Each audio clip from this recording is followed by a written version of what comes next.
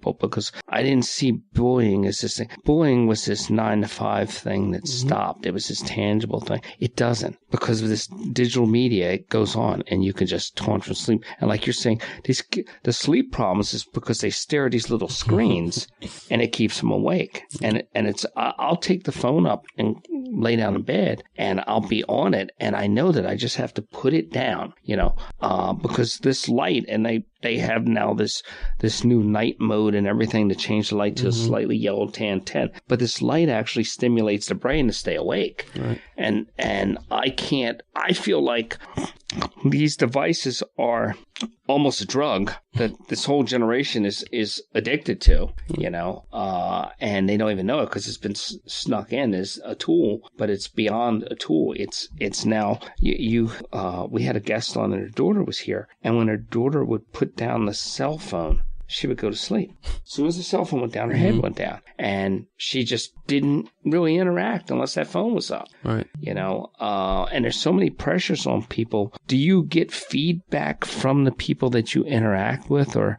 have you been doing it long enough on this level to get feedback to say that your talk helped them? Oh, yeah. That's the part you're never prepared for, really. I mean, someone usually asks me, do you ever get tired telling your story?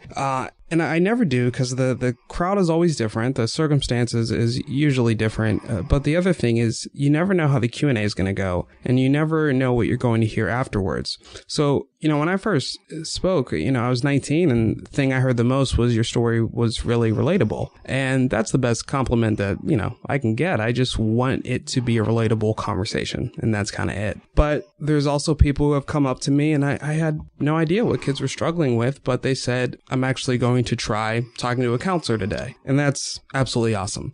You also have people who say, I'm going to actually talk to my brother or sister who's really been struggling with their mental health. You helped me have that conversation. That's amazing. And then there's only been a handful of times, but when you hear that a student had not gone through with suicide or changed their mind about suicide because of hearing a story in a presentation, and that never gets old. I mean, that's an incredible feeling to know that students can want to reach out and get help finally when they hear something that they can relate to, and I think that's really powerful. When this came up earlier, I think before you were here about when you were here about saving lives, and a lot of people say, oh, save lives. And, I've always said no, in EMS, it's more delaying death than it is saving a life. But I think when you're doing speaking and education is the way that you have the chance, I've always felt to have the greatest impact. And I know that the things that were told to me by teachers in formal and informal settings throughout my life that I didn't always get. One of the things that people don't understand is that they believe that you're supposed to get the lesson when it's given to you, and you don't always get it. Right. Sometimes it's years later, decades later. I think that has the potential for the most impact on our lives, and you can't tell where what you're doing is going to stop, where that ripple stops, and how it will impact things. Where do you see statistics on people taking their own lives? Are they going up? The statistics that the last ones I saw, they had gone up. What's tricky with the statistics of suicide, in my mind, is at what point before this did people not report suicide as suicide? What amount of people knew that someone took their own life but reported it as some type of accident or something else? And I think that's where it can get tricky with statistics for suicide.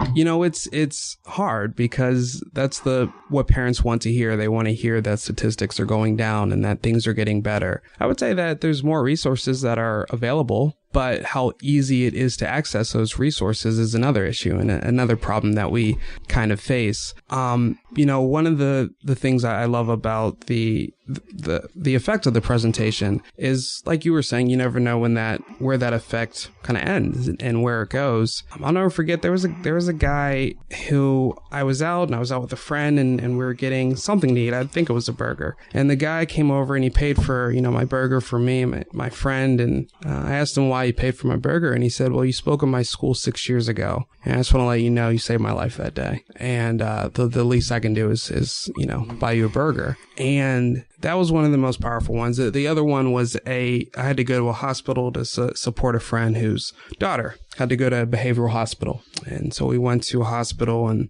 the woman who does the intake for the young adults who are coming in who are suicidal, she recognized me and said, "Hey, Jordan," said hello, and I didn't remember her. But afterwards, she was getting off of work, and she came down and sat with me, and she said, "Your presentation is the reason why I wanted to help youths that are at risk and do the intake here at this hospital. So I want to thank you for the presentation you did." I think it was like 8 years ago at Kutztown. So those things where you're planting a seed and you don't know where or how it's going to grow, when it goes in those directions, it's a beautiful thing.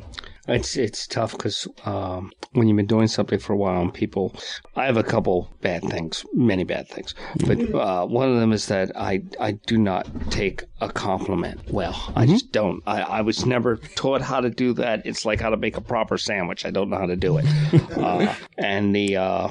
And that combined with interacting with a lot of people and impacting a lot of people and not remembering people puts that awkward situation. When you were telling that story, I was just thinking about that awkward situation I've been in so many times when somebody comes up and you're like trying to remember. You're like, "Hey, you," and you're trying. And then, if they're nice, and I think, and I've said this before, I think if you see me, just walk up and say your name.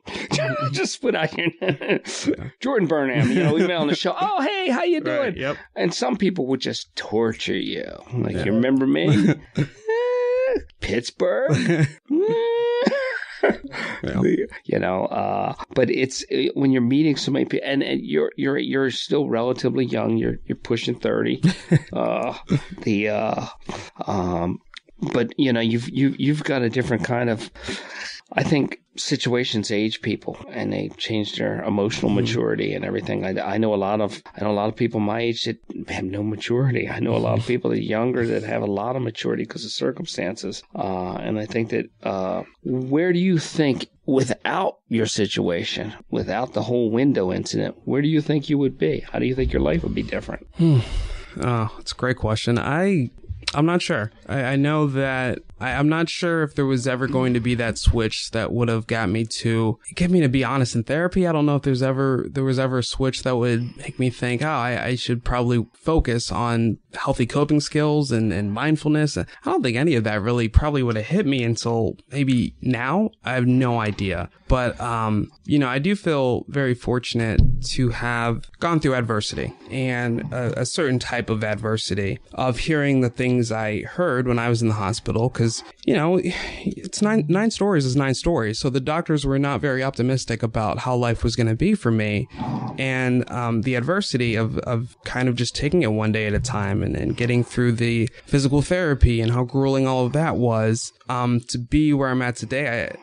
As I said before, there's a lot of gratitude that comes from that. But I think that adversity just adds a whole another element of maturity, but also just kind of defiance in a way too. So I don't know if I would have the same outlook and attitude towards life as I do today. See, now that's kind of my thing, is coming up with good ideas for other people like yourself. You just gave me a really good idea. You should write a book. Your book should be about the cases, consortium of things you've dealt with. You get together 9 of them. The title of the book should be 9 stories. Okay. Yeah. And you just 9 stories, and how you touch them, how they touch you, and how it touches everybody. Because it's kind of a thing that people can pretend that it doesn't impact them, but it does. And all these problems, and this is really the last taboo. We don't shy away from sexuality anymore. We don't shy away from drug use. We still shy away from this. The media shies away from it. The media doesn't, because it's still not attractive. There's no way to make it attractive. It's not glamorous. It's real. It's the realest thing you can do. It's I think part of, and it's not to blame anybody, but I think part of the problem is that when I've dealt with people that've done this, I've never judged them on their decision. That's a personal decision. It's like hair color. I don't have a comment. It's up to you. I just want to make sure that it was their choice and it's all wrapped up and it is what it appears to be, and the rest is sorted out by people other than me.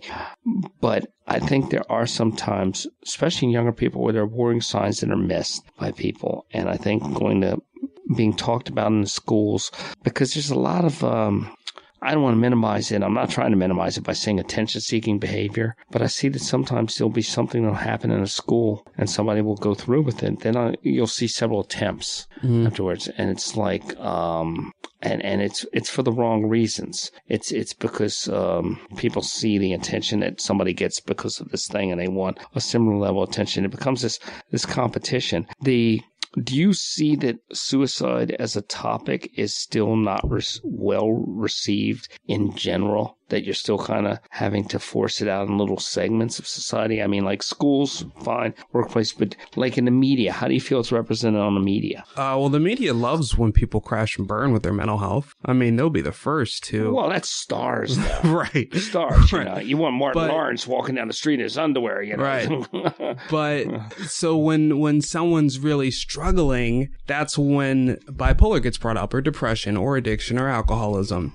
But yes, a celebrity coming out and saying, hey, things are going well because of seeing a therapist and because of my coping skills. And this is what I go through, and this is how I deal with my mental health disorder on a day-to-day basis. No, not a lot of media outlets are going to cover that story. But if for whatever reason they just lose it and they start to go downhill, yes, it's something that they will cover. That probably adds to some of the taboo that comes along with mental health, is people only see some of the negative side of it and not necessarily when people start to get a little better and commenting on that. I think as far as taboo, the biggest barrier for myself and other speakers is school administrations and parents. And sometimes that goes hand in hand. That can be a struggle because I know personally the message that how it resonates with the other young adults, whether they're in high school or middle school. Like honestly, I think it's a miracle that schools are now letting us speak to middle school students, because parents were 100% against that before. It's unfortunate that tragedies, it's oftentimes the reason why awareness is brought about. And I think that's why we've been allowed to speak at more middle schools. Well, I think they've all deluded themselves to think you're speaking to the kid next to their kid. Right. Right. Yeah, that's true. That's good. That's true too. You know, right. One thing I've learned recently, in a couple cases I've had, is that there are aspects of mental health issues that become more prominent, bubble to the top at certain ages. Late 30s, there are things that just come out and get out of control. And I've had a couple cases, a couple things been involved with where it's weird. 30s, depression, medication, and then the additional trigger, which I've seen now 3 times come up, is Lyme disease, which is weird because I'm wondering, is that a thing that nobody's thinking about, you know, that puts additional it sure is a magnifier for depression, you know, as it gets more debilitating and everything. But I've seen, you know, people go from just, okay, imagining to boom, next day. But it's, what is the oldest age that you speak to in school? Do you go up to college yet? Yeah. I've spoken to colleges all over. What's the difference between talking to grade school, Q&A. high school, college? Q&A. The presentation's still the same. I mean, college, I can tell a few more jokes, a little different language, but I mean, the story's the same no matter who you're speaking to. Can you look at the crowd and see who you're really reaching, who's on the fence, Yeah, because you have kids that will sit up, and when kids do that, that's when you know they're really paying attention, because every kid is usually slouched and just kind of half asleep. And whenever you have students who are just locked in, eye contact with you the entire time, you know who you're affecting. So you could very well be the only person that's ever broached on this deeply personal subject with them, and they don't feel alone for the first time about it, or that it's some distant thing on TV or whatever. You know, because at some point there's been some awkward conversation even about sex, you know, but nobody's really talking about this, you know. Right. Nobody sits around the table and say, well, Tommy, have you thought about hurting yourself lately? Right. You know, that's not a conversation to happen. Well, Tommy, do you like girls? Yeah. You know, that happens. where do you see the evolution of your talk doing? Have you done any like webcasts or anything like that? No, I don't think I've done a webcast. Well, actually, schools have done that for me. Whenever I give a presentation at their school, sometimes they'll webcast it to different campuses or things like that. I think the presentation itself has just evolved from,